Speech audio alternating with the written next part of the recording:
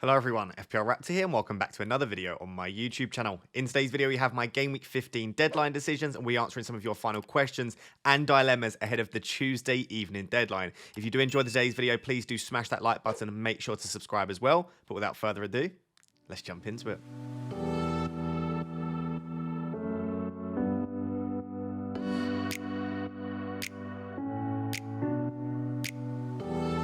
Today's video is basically a combination of the Game Week preview video and the deadline decisions video because we only have a couple of days between the deadlines. And I'll basically be answering some of your key questions around Game Week 15 and then obviously moving into Game Week 16 as well. And it appears that this week a lot of people are making defender transfers and also maybe goalkeeper transfers. And we will discuss Dubravka in the next section. And I think the reason for that is unless you don't have Haaland, which is obviously the situation that I'm in, you may be looking at your team now and thinking, yes, there are a few places, I suppose, in the attack that I could use transfers, but for the most part, a lot of us have 6 or 7 attackers we really like, and many of you may have suspended players, injured players, or players that just have a tough run of fixtures coming up in the defense. So this does feel like a week, maybe this week or next week, where we could be using some defender transfers.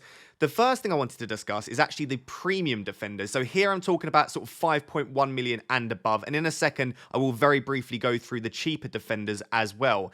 And to be honest, for most of the season thus far, the premium defenders just haven't been an option. And the main reason for that is there have been so many good attackers that we've wanted, especially in the 3-5-2 with some of those expensive midfielders.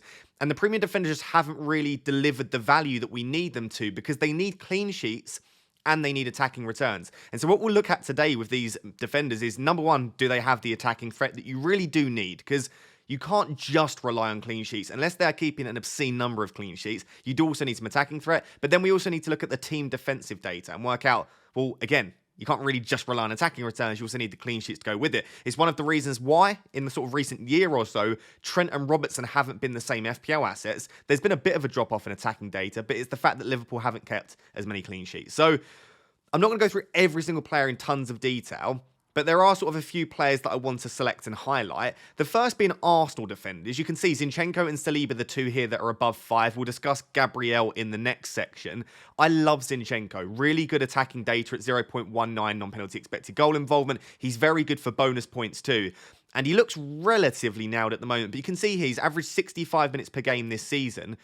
And I just think that Saliba may still be worth the extra bit of money, despite his attacking threat not being good as good as Zinchenko's. And to be honest, being pretty disappointing anyway. Even if you don't compare him to Zinchenko, 0.09 is the joint worst on this list, along with Kyle Walker. So doesn't carry much attacking threats, Saliba, but he's so nailed. And I think across this busy period, despite how good Zinchenko has been, I just can't see him starting every game. And even if he does start every game, I think that almost guarantees a couple of early subs. And there is the chance that he's subbed pre-60 in one of the easier games. For example, this Luton fixture coming up, wouldn't be surprised to see Zinchenko bench. And even if he does start, if Arsenal are 2 or 3 goals up around the 50th, 60th minute, you could see an early sub for Zinchenko. So I love him.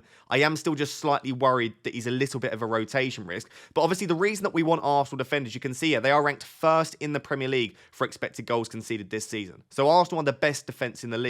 So despite the fact that Saliba doesn't carry much threat from an attacking perspective, and despite the fact that Zinchenko's a bit of a rotation risk, it does still feel like Arsenal defenders are the defence that you really do want to jump on. They are clearly the best defence in the league this season. City are in second, but Arsenal are the best defence in the league, and they have been all season. So I think if you don't currently own an Arsenal defender, you definitely bring in an Arsenal defender. I'm not telling you what to do, but that would be the way I would do it. If I don't have an Arsenal defender and I'm looking to bring a defender in and I have the funds to do it, whether that be Gabriel, Zinchenko or Saliba, again, we'll discuss the cheaper defenders in a second, then I would do that because they are the best defence. The fixtures are there and I mean, some of them carry a little bit of attacking threat and they're okay for bonus points as well, especially because Arsenal aren't scoring that many goals at the moment.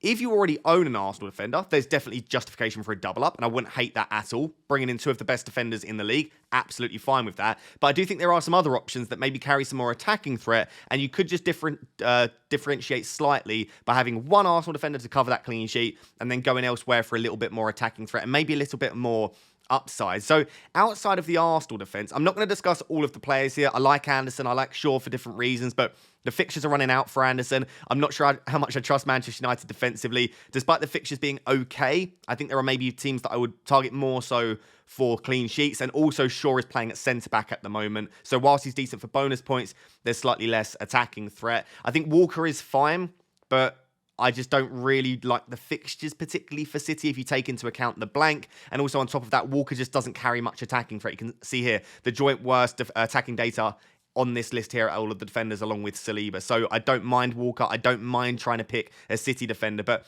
outside of Walker, you just don't know who's going to start every single game. And even those that you do have starting every single game, their attacking data isn't good enough. And they're not even that good for bonus points either. So I feel like the City defense is a bit of an avoid for me. Virgil van Dijk is fine at that cheap, at £6.1 million price. If you want to get a Liverpool defender, but you don't want to go for the risk in Tsimikas, and you also don't want to pay all of that money for Trent, Virgil van Dijk is such a solid option every single season, and he does accumulate points. Liverpool have improved defensively this season, but at 6.1 million, are you wanting to pay 0.6 million more than you would for a Saliba?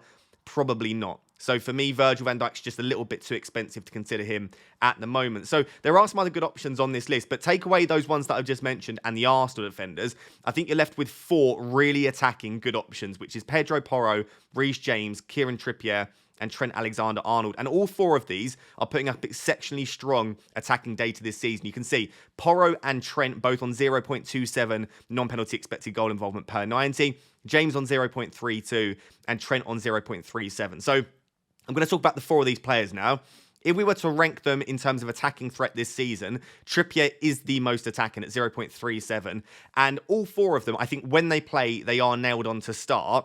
But Reece James's minutes are by far and away the worst, just due to his fitness concerns, and also the fact that he just hasn't played recently enough games to justify, especially in this busy period when there are games every few days, playing every single game. So I think Porro, Trent, and Trippier are absolutely nailed on to pretty much play every single game for their team. James is not. So minutes-wise, the only real issue is James. Attacking data-wise, Trippier is at the top, then followed by James, then Porro and Trent. And immediately you can see I don't have a star next to Trent's name. And this is the main reason. Trent's data is absolutely fine. And he has the best delivery in the Premier League, maybe alongside Trippier from fullback. Reece James obviously very good as well. But let's be honest. Trent's delivery across 3 or 4 seasons now has been exceptional. So maybe he does slightly outperform the expected data. But you kind of need it to be significantly better than the likes of a Trippier, James, and Porro to justify going for Trent over these players. If Trent's putting up similar data to defenders around 5.3, 5.4 million, how do you justify spending that extra 2.5 million on him? So slightly off-putting on Trent. Not that his data is bad, it's just that there are others at a cheaper price doing very, very similar things. So clearly Trippier, the clear favourite here. Then when we look at defensive data, obviously Trippier playing in a great defence again. So another thing in Trippier's favour is that Newcastle are 3rd for expected goals conceded this season. Pedro Porro and Spurs are around mid-table, so 12th for expected goals conceded, but they have lost Van der Ven long-term. Romero will be returning from suspension, which will be a massive advantage for them. They have a few injuries in midfield. I don't expect Spurs to suddenly become a terrible defence, but maybe a little bit weaker. So we're probably looking at mid-table to lower half of the table for how we expect Spurs to be defensively, which is a little bit off-putting for Porro, but I do still feel like his attacking threat is good enough.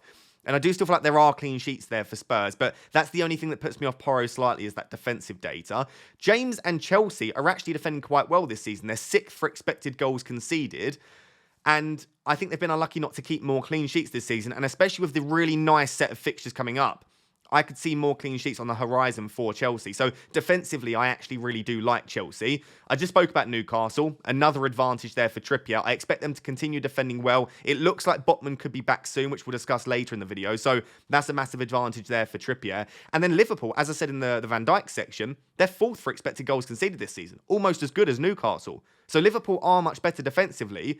And the issue we've had with Trent in sort of recent year and a half is that he's been as attacking at points, but Liverpool aren't keeping the clean sheets to go alongside that. If Liverpool start keeping more clean sheets and Trent can maintain some decent data, then he may well start to be worth that price tag. But it is a lot of money at 8 million. Finally, on the fixtures front, Pedro Porro and Kieran Trippier, I would argue, and Reece James, have the better fixtures. Liverpool's fixtures over the next couple are decent, but then they start to tail off. So putting that all together, those 4, there is one player here which has everything. There is one player which has the minutes, the data, attacking-wise, the data for his team's defence, and the fixtures, and that is Kieran Trippier. And when I look at this, the only one that I would say is 100% worth the money is Kieran Trippier. I think he will continue to deliver because all of the data points to him continuing to deliver. And he's such a bonus points monster. We've seen that for such a long time now that I think he's still well and truly worth the 7 million.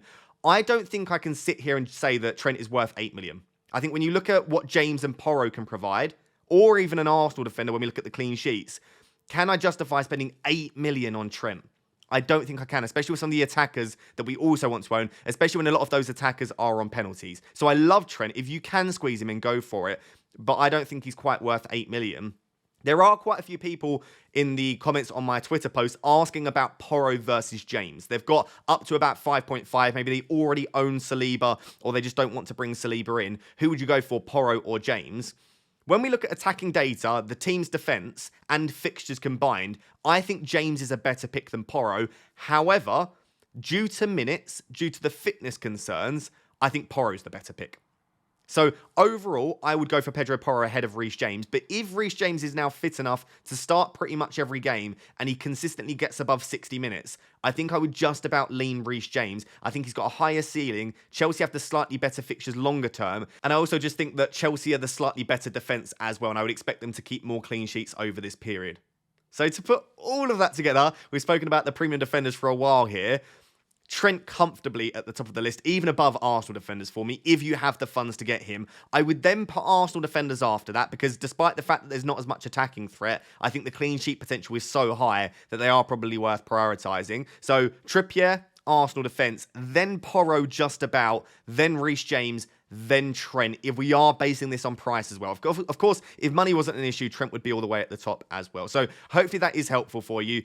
Looking through this data has just convinced me, though, that I need to keep Kieran Trippier, and it's probably not worth selling him. I'm going to be a lot quicker in this section because we've discussed cheap defenders a lot in recent weeks, and I don't want to keep repeating content every single week. I want to try and keep it fresh for you guys. But for those people that are maybe looking to replace cash and need to downgrade to move funds elsewhere, or maybe you're looking to replace someone like a Dan Burn, then here are the defenders that I would currently be considering. Gabriel is still top, and I know a lot of people are worried about Gabriel's minutes, but I think it is being overplayed slightly how much of a minutes risk he is. And we just spoke about in the previous section that Arsenal are the best defence in the league by some distance at the moment, and I think it's good trying to get in on that. So Gabriel, for me, would still be top of the list, and probably a player that I am looking to bring in soon myself, because I just don't see me being able to stretch to Saliba at the moment. I've put Colwill in here. A slight rotation risk because Cucurella has been getting more minutes and looking okay himself. And there are other combinations that they can play where they don't need Colwill in at left back. And I think Dazassi, Badiashile, Thiago Silva are all options that they can switch around in that back line. So I don't think Colwill's as nailed as we thought he was a few weeks ago. But I certainly still think he's first choice, and I think he will get enough minutes to justify his price tag over this period. So Colwill would still be in second for me. But do bear in mind that he's not as nailed on as some of the other defenders that you could pick. And if you want someone that definitely starts every single week, he's probably not the one to go for. But I think Gabriel and Colwill, whilst they are both slight rotation risks, the defensive possibilities for clean sheets coupled with the fixtures does for me still make them pretty good picks. I've put Livramento in third and not Lascelles, and we'll discuss a bit later why Lascelles isn't on this list, but it is because Botman's nearing a return from injury, and Livramento has just been exceptionally good. I watched the Manchester United-Newcastle game, of course. Lascelles was great. Don't get me wrong, he's been playing brilliant recently, but Botman, when he's back, will go back into that 11. I don't think when Burn's back, he actually goes back into the 11. I think Livramento has been that good that he will continue to be first choice even once Burn returns. And also, we know that Burn's not going to be back for a while anyway. So for me, Livramento is the Newcastle defender to own at the moment if you want one at a cheap price, and he's still pretty cheap, and I think he will just continue to rise in price, and he does actually carry some attacking threat, whereas some of the other cheap defenders don't. So Livramento, for me, comfortably in the top three. I do have Udogie in fourth. The only way I would go for Udogie ahead of Porro is if you just can't quite stretch to Porro, because I think Porro's more nailed, he's got more attacking threat, and he's better for bonus points. So for me, Udogie is a fine option in and of his own right, but if you can get to Porro, he's got to be the one you go for. Mykolenko is fine as an option, but the fixtures aren't quite there. But Everton have been okay defensively this season, and he does carry a little bit of attacking threat. So if you are looking for a longer-term cheap option that you know will play pretty much every single week again, and is playing for an okay defence, I don't mind Mykolenko, but with the fixtures coming up, I think you can do slightly better. Then I've just chucked Pinnock in there, simply because Brentford are a decent defence. There are some okay fixtures coming up over the next couple, and I just think longer term he carries some attacking threat, playing for a decent defence. And I think Pinnock, in any given week, if you had to rely on him, you wouldn't mind it. Especially against the bigger teams, Brentford actually do defend quite well sometimes. So those would be the defenders I was looking at. I would be trying to stretch to the likes of Porro, Saliba, Zinchenko, Reece James, Trippier, if you can. But for those of you that can't, hopefully this list has helped you. So, of course, one of the major questions this week was around Martin Dubravka, based on the fact that Nick Pope did dislocate his shoulder. So the latest news that we have from Mike McGrath, who is a sort of journalist around Newcastle, is that the Newcastle winning goalkeeper Nick Pope faces 4 to 5 months out with a shoulder injury suffered against Manchester United at the weekend. Nick Pope has already dislocated his shoulder in the past when he played for Burnley, and he was out for 3 months and he required surgery. So this looks like it's the same injury to the same shoulder, which probably means another set of surgery. And if the first one, which was, I think, the first time he dislocated his shoulder, was a 3-month injury with surgery, I wouldn't be surprised if it is 4 to 5 months. But we haven't had official confirmation on that. But it doesn't look like he'll be returning anytime soon. And of course, we have £3.9 million Dubravka. Well, at the time of being recording, £3.9 million Dubravka that we could potentially bring in for either Areola or Turner. In a lot of our cases, those are our two goalkeepers. So, is Martin Dubravka an essential pick? Is he an obvious transfer in?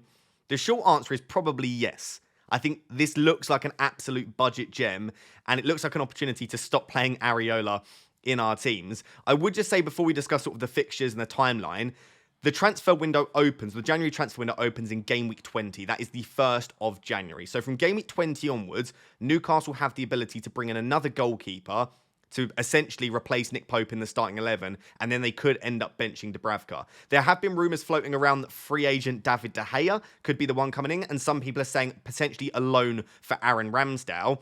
I don't understand why Arsenal would loan Ramsdale to Newcastle, because then, obviously, if they get an injury, I suppose they could recall Ramsdale, but it seems a strange idea to try and strengthen your opposition via a loan. So I don't understand why Arsenal would loan Ramsdale to Newcastle, but even if they don't, David De Gea, you would argue, is a better goalkeeper than Dubravka, and I wouldn't be surprised if Newcastle do go after him on a short-term move. So, worst case scenario, it probably looks like you would get 5 fixtures from Dubravka. Is it worth bringing in a goalkeeper for 5 good fixtures? Normally, I would say no. Because goalkeepers, number one, it's difficult to predict when they will keep clean sheets. It's not always in the easy games. And sometimes you can get a 2 or 3 game week spell where they don't, and then they go on a really nice run. So across a short period of time, it's very difficult to predict clean sheets and goalkeeper points. So trying to predict, will he get loads in the next 5, and will it justify using a transfer to bring him in?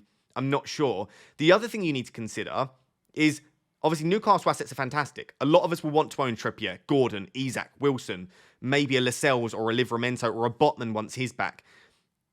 Newcastle spots are valuable, and there is conceivably a possibility in the future that you own Trippier, you own Gordon, and you want to bring in one of Wilson or Isak. Let's say they're out for the season, the other one, then the striker that is fit will become a fantastic option. So do you want to block that third spot with a Dubravka? And you might say, well, I'll just transfer him out if that's the case. If it comes up that they do replace him in the January transfer market, and I do want to bring in a third Newcastle asset, then I'll just replace Dubravka, which is absolutely fine. But then you're looking at a transfer in and a transfer out for a goalkeeper. So, I mean, I'm not against this, but I do think it would be lovely to know if Newcastle do plan on replacing him in the January transfer market. The thing is, it might not be in game week 20 that you get Dubravka replaced. It might be towards the end of the transfer market, and it may be that Dubravka's given a few games because he's been playing really well, right? They might go and get De Gea midway through January, and it may be 3 or 4 weeks until De Gea comes into the starting 11. So it may well be that you get 7, 8, 9 fixtures from Dubravka, in which case that looks a little bit better. I would love to obviously know how short this horizon will be that we get Dubravka in the starting 11. I guess if you've got 2 free transfers, or even 1 free transfer, and there's not a lot else you're doing with your team, right? Your attackers look pretty good. Your defenders don't look too bad. I don't see the harm, I guess, in doing this. It feels like, yes, it's a transfer you could need to reverse at some point. But if there aren't many places over the next couple of weeks that you feel like you need transfers, if you've got Haaland, you've got Mbeumo, you've got Watkins in your team, maybe you already own a Newcastle and an Arsenal defender, you've got Palmer in there. If you look at your team and you're like, actually, I could get away with not making a transfer for the next couple of weeks, then it probably doesn't matter too much using one of those transfers to bring in Dubravka, because whilst it is difficult to predict clean sheets, 17 and 19 look very likely because they are so good at home. And then 1 of 15 or 18 could potentially be a clean sheet too. If you told me that Newcastle keep 3 clean sheets over the next 5, I certainly wouldn't disagree with that. So I know I'm giving sort of pros and cons here and not really giving you an answer.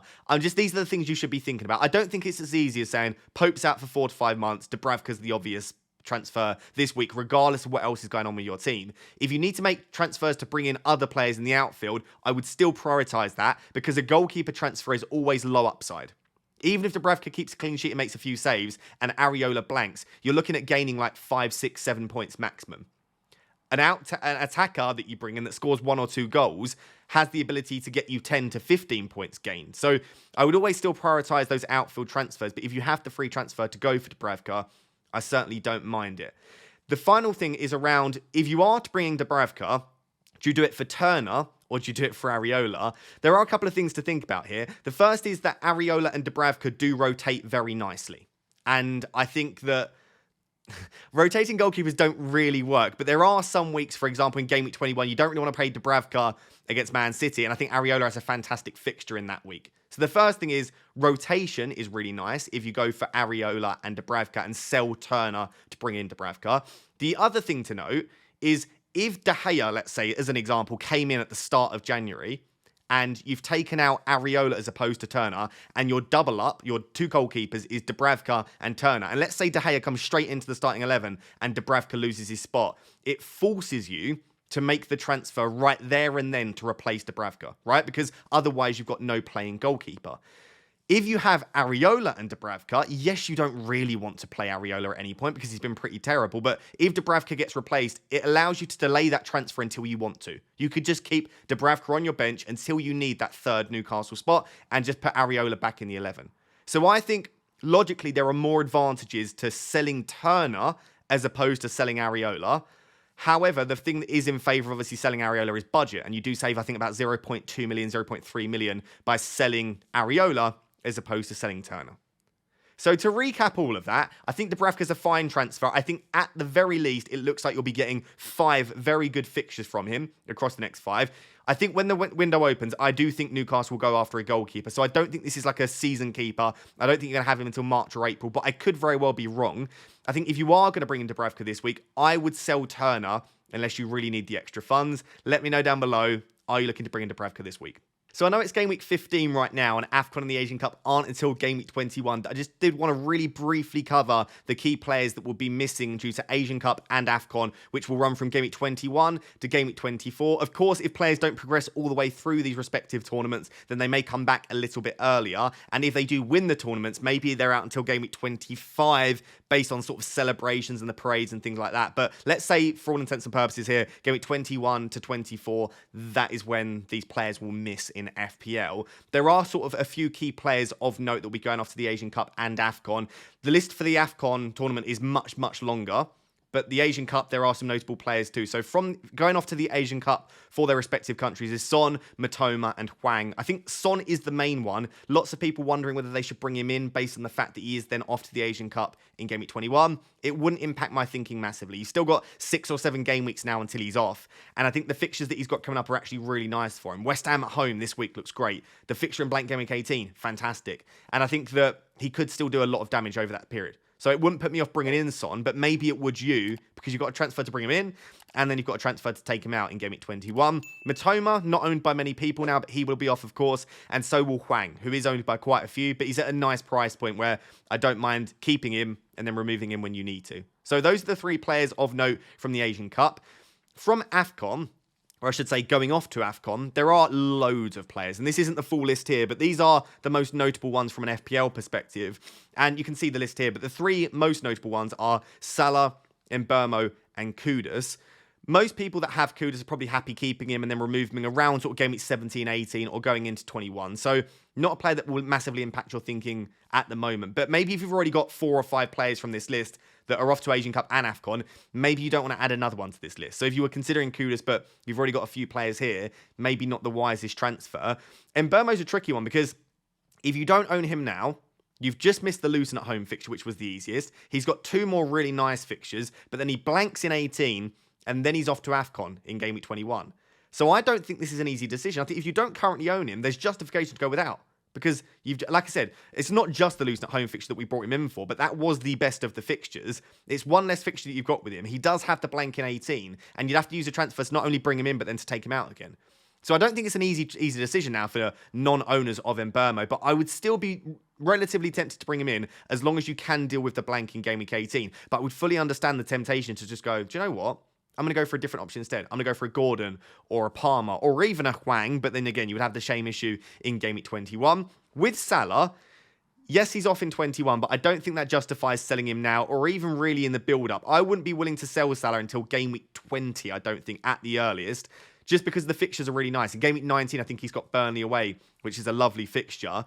This does make me think, though, if you're a non-Haaland owner, and we'll discuss this in the final section, the fact that Salah goes off to AFCON just as Haaland goes into a potential double Game Week 20 and then a nice run of fixtures, it does line up quite nicely that you could just not sell Haaland, wait until Salah goes to AFCON. Oh, sorry, not buy Haaland, I should say. Wait until Salah goes to AFCON and then just make the switch. Rather than changing around your team structure, keep to the fact that you own one major premium and then just switch Salah to Haaland in that period. I think if you've already got Haaland, you've already got Salah. You just keep Salah until he goes and then you sell him there. When Salah does go off to AFCON, I don't think it's wise to take all of the money out of that position and spread it around, because I think as soon as he's back, you want him back in your team. So it's probably just a matter of us doing something like Salah to Bruno or Salah to Saka and then just keeping 4 or 5 million in the bank. I think will likely be what we do. But those are the players off to AFCON and Asian Cup. Make sure that you don't have too many. You don't have too many issues going into Game Week 21. I don't think it should massively impact your thinking now, but it may just help you to decide if you're deciding between 2 or 3 different transfers. This may help your thinking a little bit.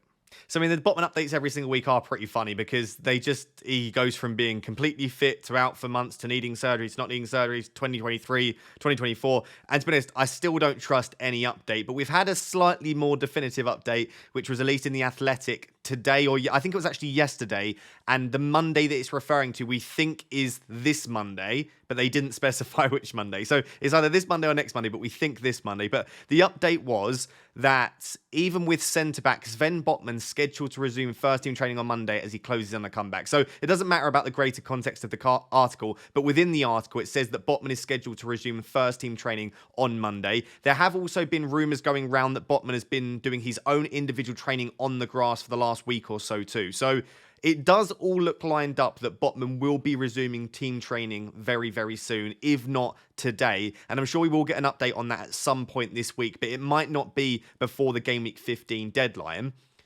What I would say on this is even if Botman is returning to training today, and even if he looks really, really good in training, I still think you've probably got 3 or 4 weeks, maybe as many as 4 or 5, 6 game week fixtures where Lascelles will probably start. However, sooner rather than later, Botman will come back in. It doesn't matter how good Lascelles has been. He's not going to keep Botman out of the team. So it does look like now, this wouldn't make me sell Lascelles, but if you've not yet purchased him, I prefer Livramento as an option, or I would rather go elsewhere like Branthwaite if you're looking for a cheaper defender. It also means that Botman at 4.5 very soon could be an option himself too. And if you've already bought Lascelles this week, because he's been brought in by over, I think, like 70,000 managers at the time of me recording, it's not a terrible transfer, and you may well get until sort of Game Week 2021 with him. But if Botman progresses quickly, it may be that he's back sooner rather than later. So I'll leave it there because I don't want to hypothesize too much. I just wanted to say we've got a bit of an update, and for me, this would put me off buying Lascelles right now. And if you're looking for one of the cheaper Newcastle defenders, despite him still not being 100% nailed, I think I do prefer Livramento. So I left this section at the end because I am aware that my content for many people is a little bit annoying because you own Erling Haaland and I don't. And I don't just want to talk the whole time about what should we do if we don't own Haaland. So I've tried putting this section at the end so that if you've got Haaland in your team and you don't want to hear this discussion, then you can click off now. Make sure before you leave that you drop a like on the video and make sure to subscribe as well. But let's say you just want to hear this anyway, or you don't own Erling Haaland. What is the plan? Because lots of us were eyeing up that Luton away fixture in Game Week 16, which makes absolute sense. But there are a few things that make me think that you could wait potentially until Game Week 19 or Game Week 20. The first being, Luton away is not an easy fixture. Luton have actually been okay defensively at home. And I don't want to drive the narrative that Luton are like a top 4 defence in the league at home, but they're certainly not whipping boys at home. Away from home, they're the worst defence in the league. If this was at the Etihad, Haaland's a triple captain possibility, but away, I'm not as convinced that he's essential and a desperate buy for Game Week 16, especially given the fact that there have been quite a few games. He'll probably almost definitely start against Aston Villa, and that'll be another difficult game there. So will he get his minutes reduced? Possibly. I'm not saying he'll get benched, but will he get an early sub? Maybe. And are Luton the sort of team that I think will concede 5 or 6 goals at home? Less likely, but possible. You then have Crystal Palace at home. This now looks like an easier fixture based on the injuries that they have, so I don't mind that as a fixture. But then he blanks in 18, and then you would want him from 19, maybe 20. In Game Week 20, he's got Sheffield United at home, which is genuine triple captain possibility, especially when you consider that he may also have the Brentford fixture chucked in there. So he may have Sheffield United and Brentford as a double game week. So I definitely want Haaland from Game Week 19 or 20. But do I need him for Villa away, Luton away, Palace at home, blank game week? I probably still will, but it's making me second guess it slightly. The other reason that I like the idea of waiting until Game Week 20 to bring Haaland in is, as I just said in the previous section, Salah goes off to AFCON in Game Week 21.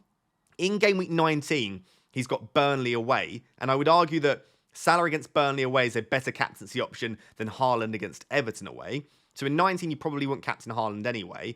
And then in Game Week 20, you can make the switch then, right? Liverpool then have a tricky run of fixtures. Salah goes off to AFCON in 21. Haaland has the nice double.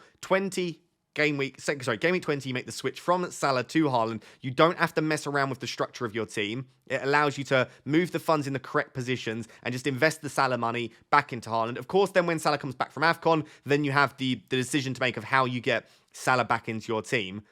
But that is also a very, very tempting option that you just go, because blank Game Week 18, I may well free hit. But if I don't, and I decide not to buy Haaland, a lot of people are going to be sat with a £14 million asset on their bench. Whereas we can obviously have 3 forwards that all start in that week, or invest the money elsewhere to make our team as strong as possible. And I don't think the next 2 fixtures against Aston Villa away and Luton away are that great. The Palace at home one I do really like. Everton away is not terrible. And then Sheffield United at home is fantastic. So I guess what I'm saying here is, more than I thought I would, I quite like the idea of waiting until Game Week 19 or Game Week 20 to bring Haaland in.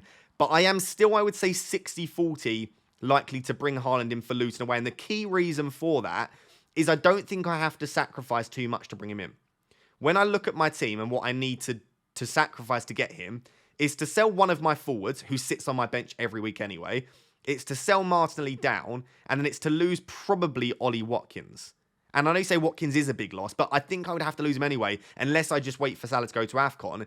And there is the possibility that I either free hit in 18, which is when you want Watkins against Sheffield United at home, or in 18, you could just do Haaland to Watkins, back to Haaland. There may not be other transfers that you need to make, and you could just do, which I don't usually advocate, but you could just do the hokey cokey that week. So I'm thinking about it. Let me know down below if you don't own Haaland. Are you also tempted, or are you just going to bring him in as soon as possible because it's not nice not owning him? I'd say, like I said, 60-40 at the moment, likely to buy him for Luton. If I don't buy him for Luton, then I'm probably not buying until Game Week 20, and it probably will be Salah leaving and Haaland coming in, and that will be the way that I get the Norwegian. So guys, there you have it. That is my Game Week 15 deadline decisions video. Hopefully it was helpful, and if it was, please do smash that like button and make sure to subscribe as well. Final reminder, which I've said like 10 times, but I don't want anyone to miss it. It is a Tuesday evening deadline. I will be beginning my deadline stream at 4 p.m. UK time until 6 p.m., which is the deadline. So do not miss that. Make sure to tune in. Make sure to subscribe as well. But until next time, thank you very much for watching. Cheers. Bye-bye.